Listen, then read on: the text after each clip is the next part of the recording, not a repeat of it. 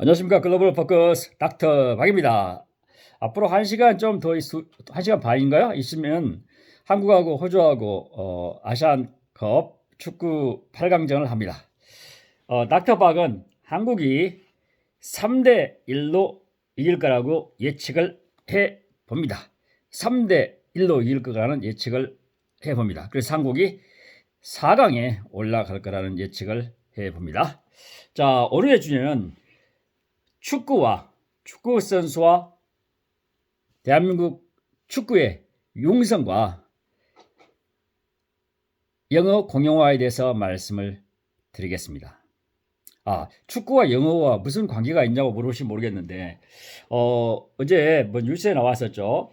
한국하고 사우디가 연장전까지 해서 1대1로 비겼는데 마지막에 페널티 킥으로 승부를 냈었죠. 그런데 누가 먼저 선축을 할 건가 했는데 한국이 져서 선축을 먼저 사우디가 하기로 하고, 그 다음에 어디서 할 건가 했는데 주심이 바로 저쪽에서 하자 했는데 손흥민 선수가 강하게 챌린지를 걸어가지고 아니다, 이것을 규정대로 하자 해서 동전 던지기를 던져서 나왔는데 우리가 이겨가지고 우리가 코트를 정했는데, 정할 힘이 있어서 그쪽이 사우디 응원단이 모여있는 곳이 아니라 한국 응원단이 좀 모여있는 곳으로 정했다는 거 아닙니까? 그래서 우리가 4대2로 이겼습니다. 이것은 무엇을 의미하면 손흥민 선수가 주장 역할을 잘했다 그것도 있지만, 손흥민 선수가 영어를 잘하는 한국의 리더, 주장이 있었기 때문에 한국 축구가 8강에 올라갔다는 거죠.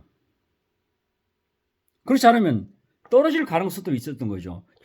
사우디 관중이 5만 명이 모였는데 뒤에서 우우 했는 그 사우디 관중에 모여있는, 관중만 모여있는 곳에서 축구 선수들이 모여있는 곳에서 페널티를 찼으면 유치되어가지고 못 찰 수도 있었습니다.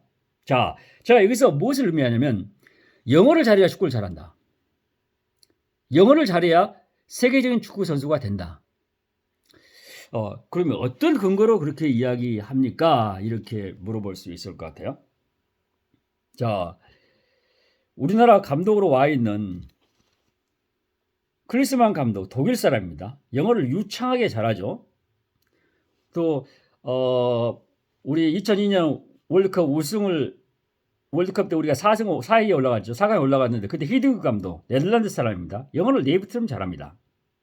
자, 여러분의 이해를 돕고자 한국에 지금 활동하는 세계적인 선수들을 보겠습니다. 손흥민, 이강인 선수가 있죠.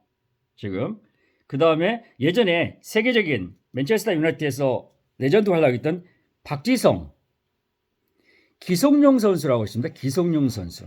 기성용 선수가 프리미어에서 한 10시즌 정도 뛰었죠. 그 다음에 이영표 선수, 토트넘에서 뛰었고 세계적인 클럽에 돌아다니면서 쓰였던 선수. 이 5사람의, 그 애도 있겠지만 5사람의 공통적인 특징이 뭔지 아세요? 영어를 네이티브처럼 잘한다. 영어를 미국 사람이나 영국 사람처럼 잘한다는 거죠.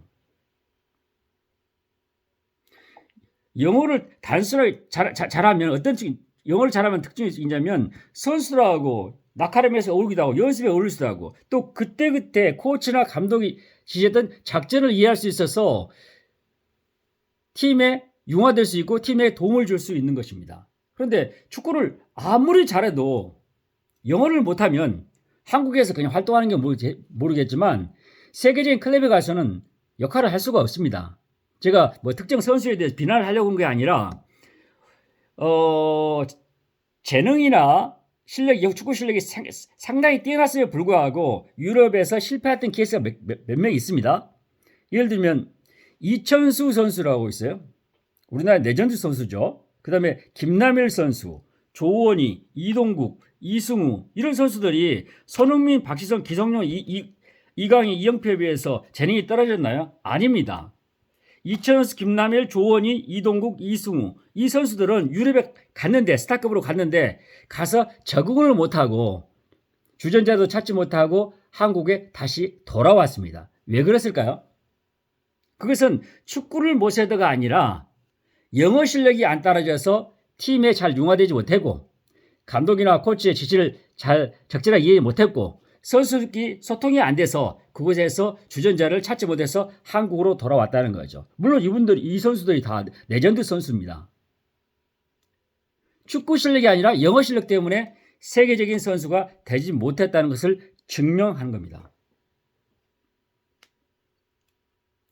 와, 그렇게 보면 그럴 것 같은데요. 이렇게 뭔가 맞는 말 같기도 하고 틀린 말 같기도 하는데 그냥 들어보니까 그럴 것 같네요. 이렇게 반응할 분들 계실 것 같아요. 저는 몇 년 전에 기성용 선수의 그 영어 하는 유튜브를 봤습니다. 놀랍게 영어를 잘했어요. 그래서 기성용 선수가 손흥민 선수가 지금 토트넘에서 주장 역할을 하지만 기성용 선수가 특정 팀에 있을 때, 영국에 있을 때 잠시지만 동양 사람으로서 프리미어리그 한 팀에서 프로팀에서 주장 역할을 한 적이 있었습니다. 박지성 선수도 영어를 잘하고요. 이강인 선수는 뭐 영어뿐만 아니라 스페인어까지 구사하는 것 같아요.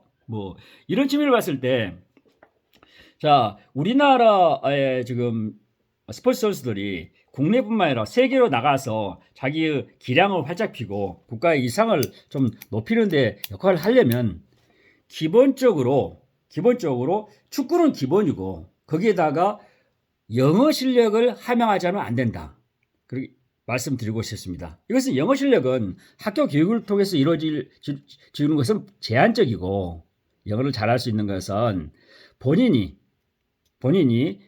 축구를 하면서 또는 자기가 특정 분야에서 일을 열심히 하면서 스스로 터득하고 연습하고 혼자 공부해서 실력을 갖춰야 될 상황입니다. 자, 이런 측면에서 우리나라의 유능한 스포츠 선수, 그다음에 어떤 특정 기술, 특정 과학 분야라든가 어떤 특정 분야에서 능력을 발휘하는 사람들, 또는 연예인이라도 이런 연예 분야, 또는 엔터테인먼트도 K-팝이든가 하는 게 있죠. 이쪽 분야에서 또 능력을 발휘하기 위해서는 그거에 대해서는 그 기본적인 스킬이란 탤런트는 갖춰야 물론뿐만 아니라 부차적으로 영어 실력을 길러야 된다, 이렇게 말씀드리고 싶습니다. 한국의 자랑인 BTS가 세계적인 그룹으로 자리를 매겼던 것은 어떤 거죠? 결국 거기에 RM이라는 리더의 뛰어난 영어 실력이 있었기 때문에 BTS 현재 자리에 와 있는 겁니다. 저는 한 몇 달 전에 우리나라 여성 그룹 중에 하나인 뉴진스라고 그룹을 봤습니다. 뉴진스인가요? 그 그룹 보고 깜짝 놀랐습니다. 물론 다른 나라 친구들하고 같이 섞여 있지만 전원이 소통이 가능하더만요. 그래서 멕시코에서 공연하는데 그 수만 명의 관중 앞에서 돌아가면서 마이크를 들고 영어로 유창하게 하는 걸 보면서 가슴이 두근거렸습니다.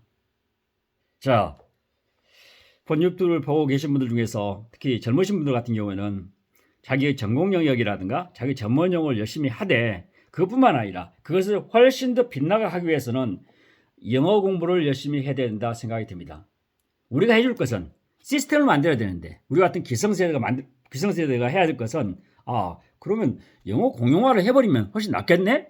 이런 생각을 해봅니다. 그래서 저는 이런 측면에서 축구와 관련해서 영어 공용화가 이루어진다고 그렇게 강력히 주장하고 싶습니다.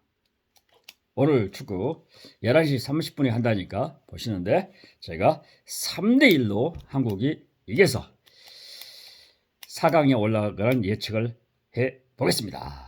감사합니다. 글로벌 포커스 닥터 박이었습니다.